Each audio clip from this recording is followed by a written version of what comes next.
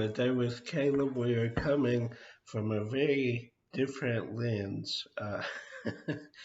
For those of you just joining us, my camera battery decided to die yesterday, well, 2 days ago. So we are improvising with a laptop camera.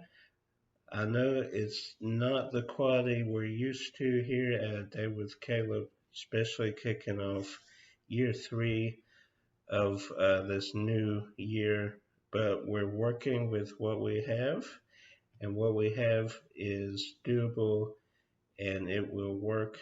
So today we are looking at Amazon orders, stuff I've picked up from Amazon, and I'm going to have to get used to the camera being straight in front of me instead of to the side when with the camera. I was used to always doing the right instead of straight on. So 4 things I picked up, and at the end, when I show the last thing, we'll have a review of a very good documentary about wrestling and an actor who you may remember won the WCW championship promoting or marketing his film David Arquette, Ray to Rumble, and then it's You Cannot Kill David Arquette. Came out 2020. Yes. So we'll talk about that as well as these other 3 films I'm excited to talk about. Hope you're ready. Hope this kind of different quality and image doesn't scare you away. I did order a battery. It will be here hopefully in a week or so. So there might be 2 or 3 videos shot with this camera, but fear not, we will be back in action with the utmost quality for those viewers out there.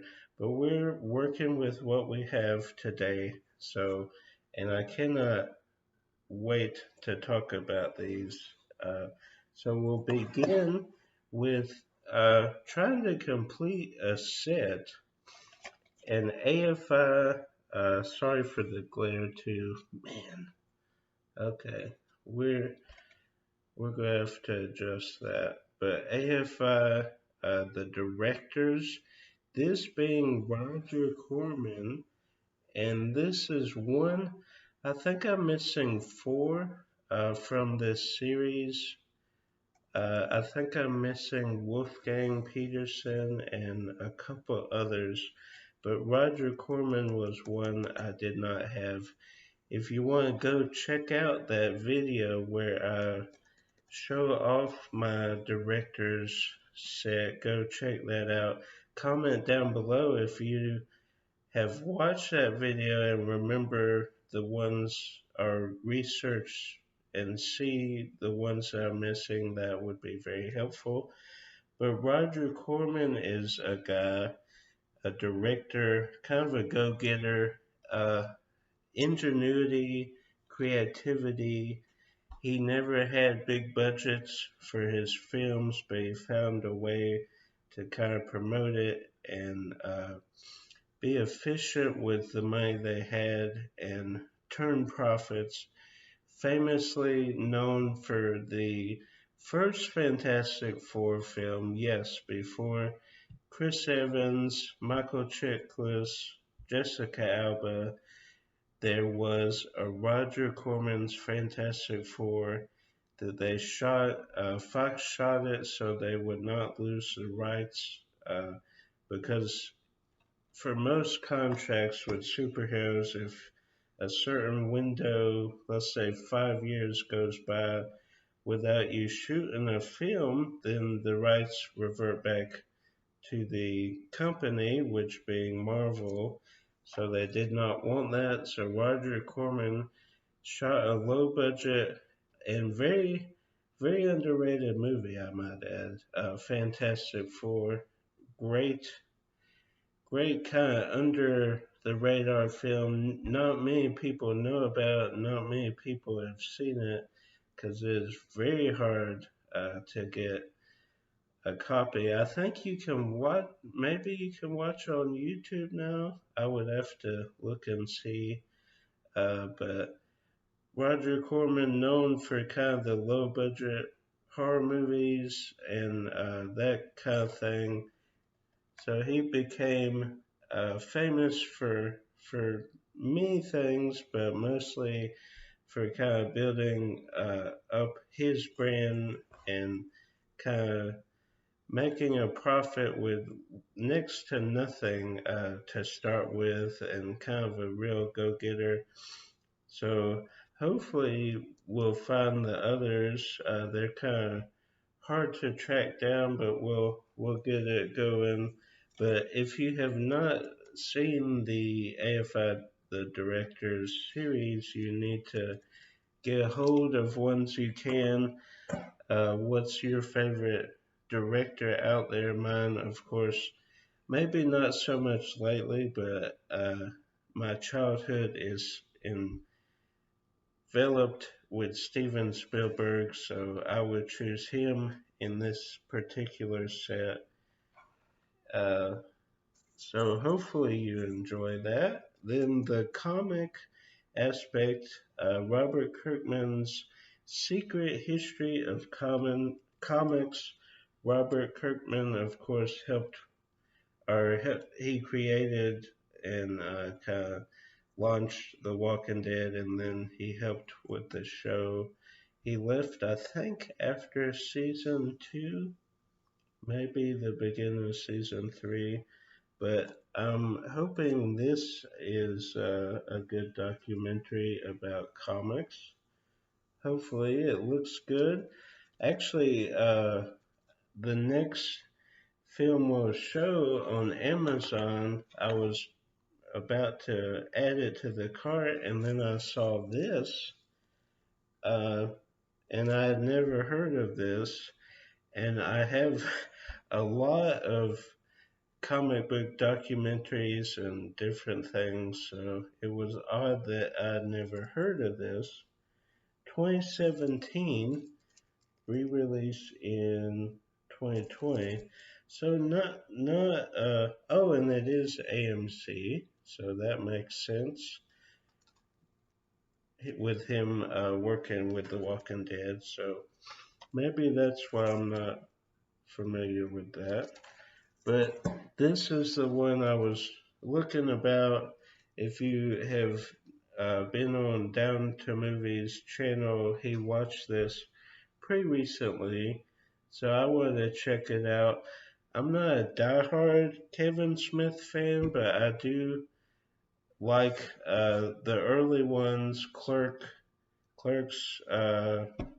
Mall Rats. I'm trying to think what else. Jay and Silent Bob.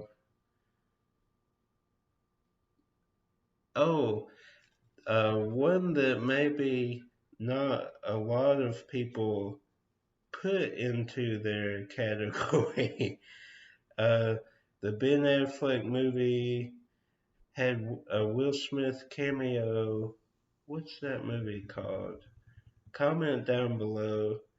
I'm doing a massive blank right now. Uh, he has a kid. He's in marketing. He has to raise the kid because the mom died in childbirth, and it's just a heartwarming tale. Him raising a child, kind of putting his career on hold. What is that film?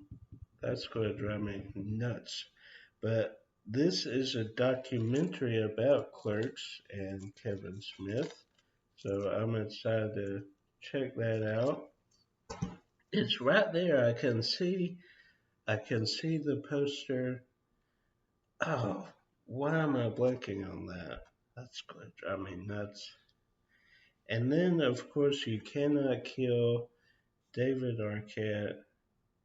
Great documentary about his kind of comeback to wrestling from the ground up, getting trained, putting in the work to become a wrestler, and he got a lot of heat when he won the WCW title, rightfully so. Kind of the start of the down spiral of WCW. Growing up, I was WCW all the way. At my church, it was WWF at the time and WCW, and there were kind of two factions, if you will.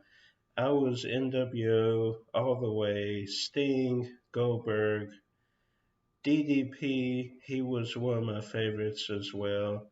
Then the other side cheered, of course, for The Undertaker, who is my favorite wrestler as the years went by. But I remember watching David Arquette win, and back then Ready to Rumble was such a huge movie for us. The in my kind of friend circle, because we were all huge wrestling fans.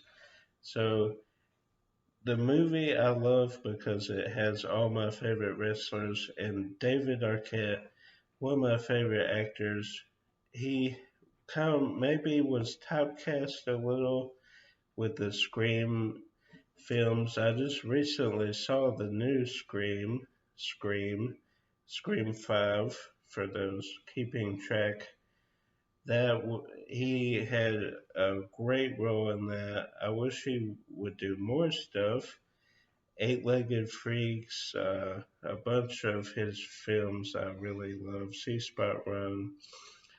But this is a great documentary just about how he's putting his life on the line to kind of get the credit and kind of earn the trust of the wrestling community and show that he wasn't a joke back then when he won the title. He really put his soul into this and really tried to earn everybody's respect back and kind of learn about himself along the way. Just such a great documentary. So that was my Amazon pickups. Hope you enjoyed. Hope this quality wasn't too jarring.